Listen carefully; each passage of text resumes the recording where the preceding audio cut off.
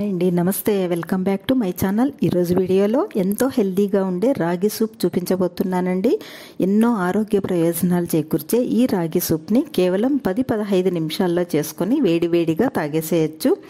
గొంతుకు ఘాటుగా చాలా బాగుంటుంది. పిల్లలు కూడా చాలా ఇష్టంగా తాగేస్తారు.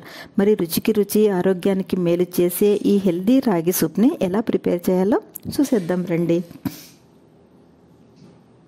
స్టవ్ పై పాన్ పెట్టి 1 టేబుల్ స్పూన్ బటర్ వేసి, ఇక్కడ నేను హెల్దీగా చేస్తున్నాను కాబట్టి నెయ్యి వేశాను.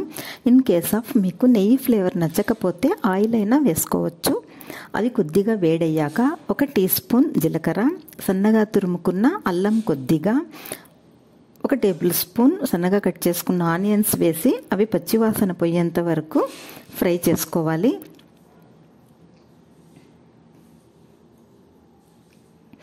Next 1 table spoon carrot,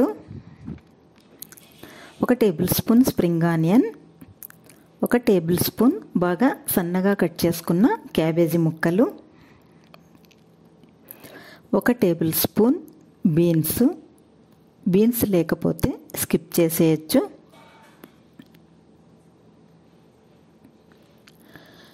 1 table spoon టమాటా ముక్కలు వేసి బాగా కలిపి 1/2 టీ స్పూన్ సాల్ట్ వేసి ఒకసారి బాగా కలిపి మూత పెట్టండి. 5 నిమిషాల తర్వాత మూత తీసి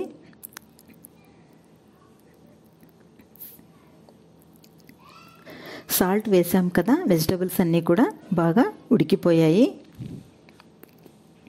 ఇప్పుడు ఇందులోకి 2 కప్పుల దాకా నీరు, అంటే 500 ml వాటర్ వేసి స్టవ్ను హై ఫ్లేమ్లో పెట్టి నీటిని బాగా మరిగించండి.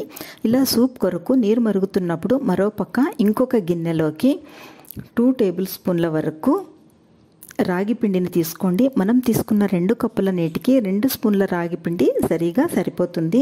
ఒకవేళ మీరు నీటిని ఎక్కువ తీసుకొని ఉంటే రాగి పిండి కొంచెం ఎక్కువ వేసుకోవచ్చు. ఇలా నీటిని వేసుకొని రాగి పిండి ముద్దలు లేకుండా బాగా కలపండి. ఇలా కలిపాక మరోపక్క మరుగుతున్న నీటిలో రాగి పిండి వేసి బాగా కలపండి. చూడండి, ఈ టైంలో మనకు కొంచెం పల్చగా అనిపిస్తుంది, కానీ ఉడికేసరికి కాస్త చిక్కపడుతుంది. చల్లారాక మరింత చిక్కపడుతుంది. ఒక 2 నిమిషాల తర్వాత ఇందులోకి 1/2 టీ స్పూన్ మిరియాల పొడి వేసి బాగా కలపండి. మిరియాల పొడిని చివరిలో వేస్తే ఆ ఘాట్ అనేది మనకు బాగా తెలుస్తుంది.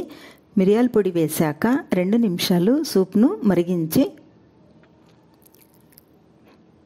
చూడండి, సూప్ మరీ చిక్కగా లేదు, మరీ పల్చగా లేదు. ఇప్పుడు స్టవ్ ఆఫ్ చేసి ఇందులోకి కొంచెం కొత్తిమీర, టేస్ట్ కోసం అరచెక్క నిమ్మరసాన్ని తీసుకోండి. నిమ్మరసంతో ఈ సూప్ అనేది ఘాటుగా, పుల్లగా చాలా బాగుంటుంది. ఒకసారి బాగా కలిపారంటే మనకు వేడివేడిగా రాగి సూప్ తయారైపోయింది. ఇక గిన్నెలోకి పోసుకొని ఎంజాయ్ చేయడమే. ఇంట్లో పిల్లలకైనా మనకైనా హెల్దీగా వేడివేడిగా సూప్ చేయాలంటే ఇలా తప్పకుండా రాగి సూప్ ట్రై చేయండి.